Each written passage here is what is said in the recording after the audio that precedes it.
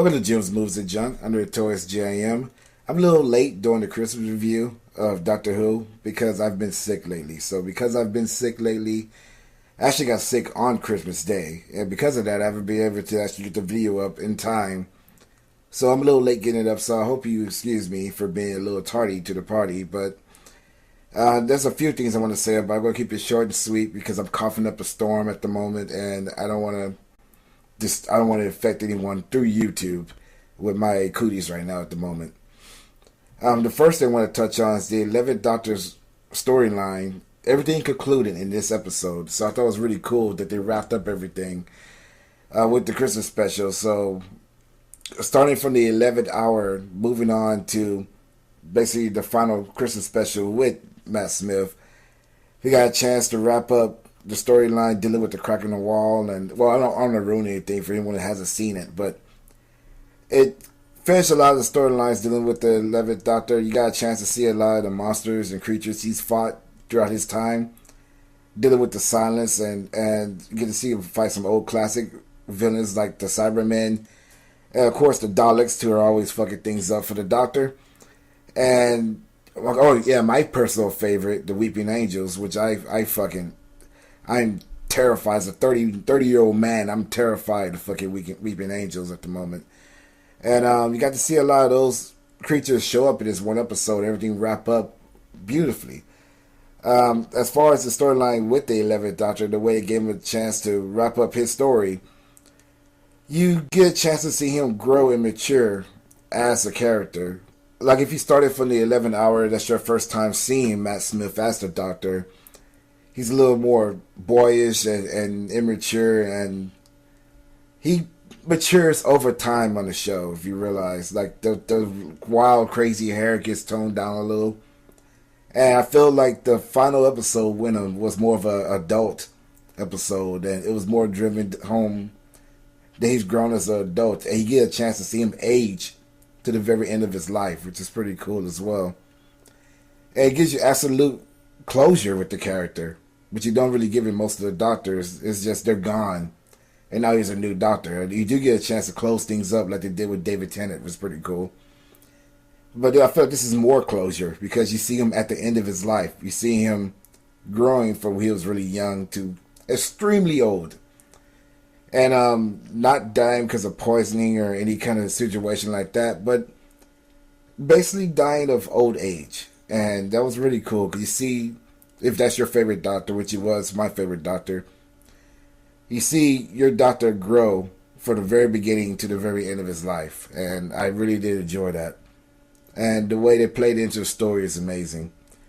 It kept it true to the original series, and it also touched on, like I said, his storyline in general. They even brought in a few things from David Tennant, like the fact he used up a regeneration in his run as the 10th Doctor. That played a big role in the regeneration of this Doctor, of the 11th Doctor. And they found a way around that. They didn't ignore it. They've actually took what's been currently already established in the original Doctor Who series run and made it apply to the current one, and didn't just ignore the fact that he only had 13 regenerations, I think, or 12 regenerations. Yes, 12 regenerations, I'm sorry. So it was pretty cool. They touched on that, and then they actually found a way around that. So I felt like going from the Day of the Doctor and how that changed everything for the Doctor, and having the time of the Doctor actually touch on some of the things happening in the Day of the Doctor, and actually expanded even more. I feel like they completely wrapped up the show the way they wanted to, and gave fans of the show a great ending to the show for them to reboot it completely different with Peter Capaldi. And with that being said,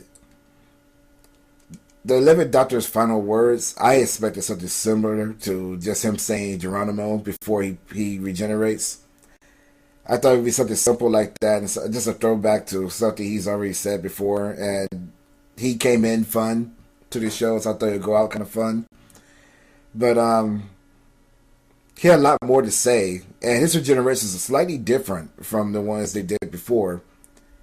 because it's a whole new set of regenerations. So a lot of people are confused about that, and a lot of people feel like his regeneration happened kind of quick, and the first part of it, because it's broken up in two parts, and it felt the first part of it didn't really truly apply to his regeneration, but he clearly states when he's inside the TARDIS that it just resets everything. He goes from being older to young again because his regeneration resets everything, and it takes a little while longer because it's his first new set of regeneration. So that's why it takes a little while for him to fully turn, and then he kind of abruptly turns, which I think is more for shock value.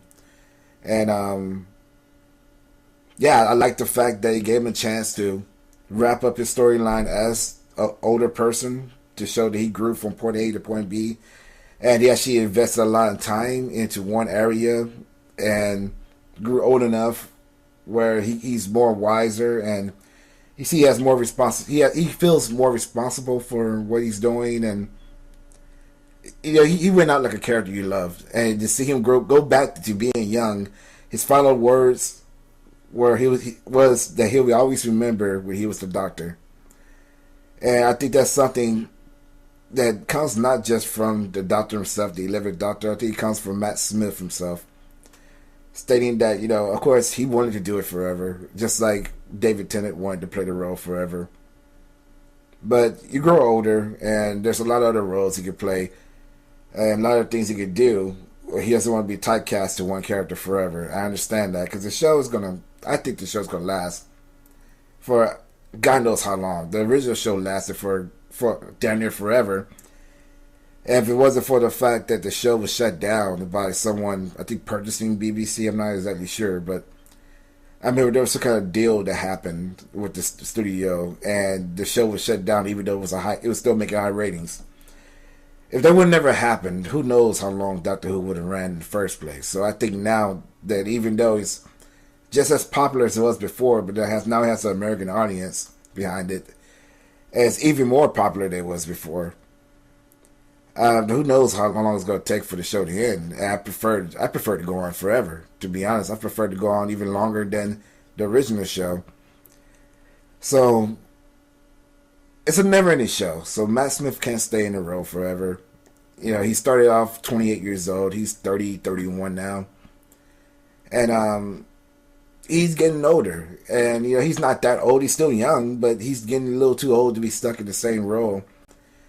He can't lead a role when he's in his 40s and to get other roles in the future. And he's trying to bring it to America. So that's pretty cool. He's using that to springboard into American films and all. But I think his last words were solely from him. He would always remember the time he was the Doctor.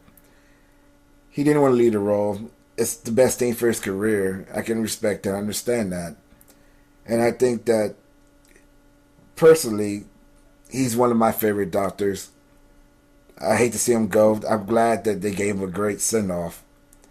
And I'm just happy that they wrapped up his story the way they did.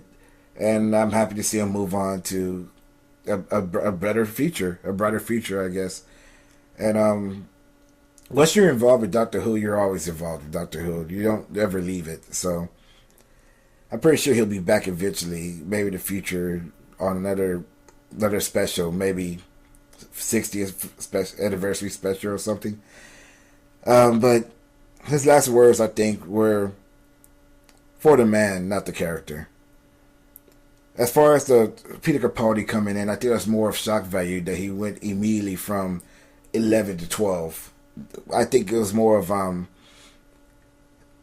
they gave 11 his chance to speak, and I think it was more of they built so much into it that he's going to change, he's going to regenerate. All the time they invested into the actual episode to build it up, you don't want it to happen by the end of it. You really don't. And it's more of break your heart, then move on immediately. So I think that was pretty cool they did that. And I think the fact that his first words were, how do you fly this thing? Instead of like, fuckity timey wimey, like I thought it would have been, is more suiting for his Doctor. And first thing I thought, as soon as I saw him and the face he made, the face of being shocked and not knowing where he is, I thought Tom Baker. the Fourth Doctor. I have a feeling that he's gonna channel a lot of the Fourth Doctor. I hate to say that because I don't want to compare doctors, but I have a feeling that he's gonna bring it more into classic Who instead of the way he was recently. And I think it's gonna be a lot scarier. I think classic Who was very scary at times. I think it's gonna go back to that, and I'm looking forward to seeing that. I'm glad they gave him his chance to shine for his brief moment. They didn't give you too much of it, but just a little difference. It's like the bow tie. You saw 11 Doctor take off the bow tie, throw it on the ground, which is a symbol, I think, saying goodbye. And you see kind of the same suit that Matt Smith was wearing, but now you see Peter Capaldi in it, and it just changes completely. It's a completely different outfit. I'm not sure that's what he's going to wear, but I'd like to see him wear a nice suit with no tie and probably a top hat or some shit. But that's in the future. Hopefully we'll get episodes uninterrupted, like they said, just completely through. And I enjoyed the episode. I really did enjoy the Christmas special. Unfortunately, like I said, I was too fucking sick to do this video anytime sooner. I'm currently still fucking sick, but I had to get it out here. So please share your thoughts on the episode with me. Just comment below. Let me know what the deal is. And I'm Notorious JM. I bid you a good day.